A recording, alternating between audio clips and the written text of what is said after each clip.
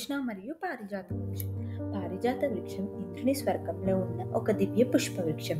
దీని పూలకు అద్భుతమైన సువాసన, అందం ఉండేవి.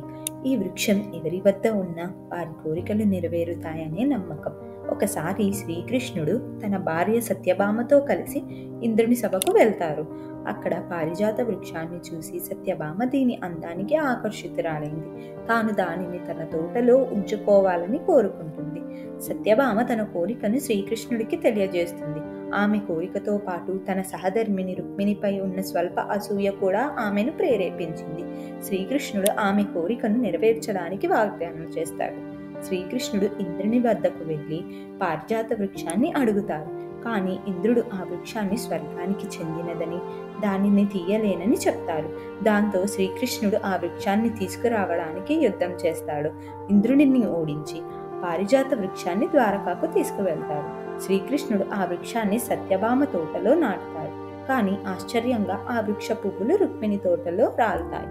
ఇది శ్రీకృష్ణుడి బోధన. ప్రేమను గర్వంతో లేక అసూయతో గెలుచుకోలేమని. ఈ కథ ద్వారా శ్రీకృష్ణుడు మన సమానత్వాన్ని, వినయశీలతను మరియు ప్రేమ యొక్క నిజమైన అర్థాన్ని నేర్పుతారు. పారిజాత వృక్షం ఒక అందమైన గుణాన్ని మాత్రమే కాదు, సంబంధాల్లో వినయం యొక్క ప్రాముఖ్యతను కూడా గుర్తు చేస్తుంది. ఇలాంటి మరిన్ని కథలు మీకు వినాలనిపిస్తే ఈ ఛానల్ని లైక్ చేయండి, షేర్ చేయండి, సబ్స్క్రైబ్ చేయండి. అంతవరకు టాటా.